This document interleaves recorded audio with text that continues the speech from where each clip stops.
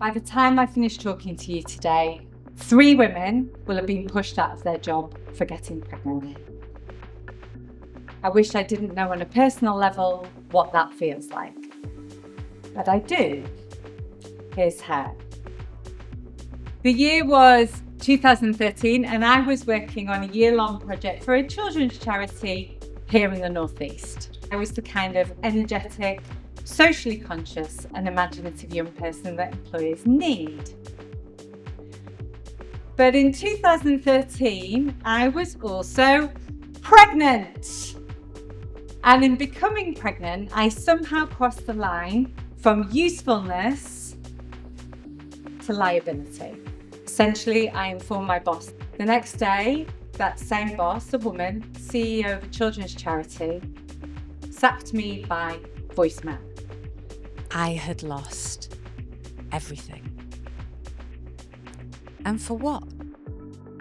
Because I had done something women have been doing since forever. I dared to procreate.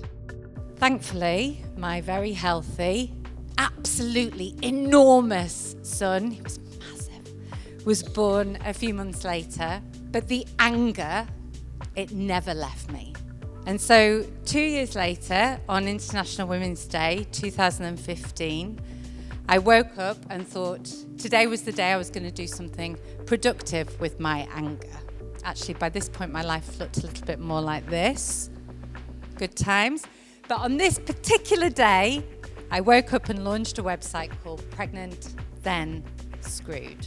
I wanted a website that would capture the experiences of pregnant women and mothers who were being screwed over behind the closed doors of companies. 54,000 women a year lose their jobs for getting pregnant. The motherhood penalty has a negative impact on all of us. What can each of you do about it? Talk about it. Talk about these issues as much as humanly possible because they affect the quality of our lives, the quality of our society, and they are worthy of our deepest attention. It's really important that you create a culture at work where people feel empowered and enabled to talk about the messy reality of balancing work and care. It doesn't make you weak or overly emotional. It makes you human. If you parent out loud, particularly if your senior teams do it, that you will improve employee connection to that company, you will improve their mental health, and ultimately you will improve and increase productivity and profitability. So this is really good for business. But to truly eliminate the motherhood penalty in the workplace, you also need to look at what is going on in the home. In your home. This bias exists because we see women as the caregivers and men as the breadwinners. And it's true, women do about twice the amount of care work that men do, and we do 3 times the unpaid labour, the cooking, the cleaning, the sock pairing. But we will never have equality in the workplace until we have equality in the home. Paternity leave is the key here. We need to increase paternity leave. It is so important that we de-gender care. There are now 120 companies in the UK who have gender equal parental leave, so at least 6 months parental leave for any parent, no matter how they become a parent, on full pay. And there are many more companies looking to increase their paternity leave this year. Companies haven't implemented this policy out of the goodness of their hearts. They've done it because there is solid business reasons for doing so.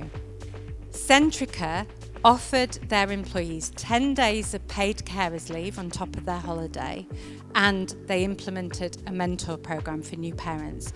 And they found that it saved their company £3.2 million because it increased retention and it reduced unplanned absences. So again, this is really good for business. This isn't just a nice to have. There is also tons of research that paternity leave has positive benefits on children. If dads are enabled to take time out in those early days and spend time with their kids on their own, their kids do better in the education system. They have higher rates of happiness and well-being. Mothers recover from the birth much faster and they do better in their careers. And my favourite stat is that couples are more likely to stay married. One university study found that if dads take extended paternity leave, marriages are 40% more likely to last. It's good for business, it's good for families, it's good for couples, it's good for everybody. Mothers are powerful. Mothers are essential. Mothers are incredible employees. But for too long, we have faced a motherhood penalty that has ensured we cannot be the best that we can be, both at work and at home. We can't fix this on our own. We need you. We need your voice.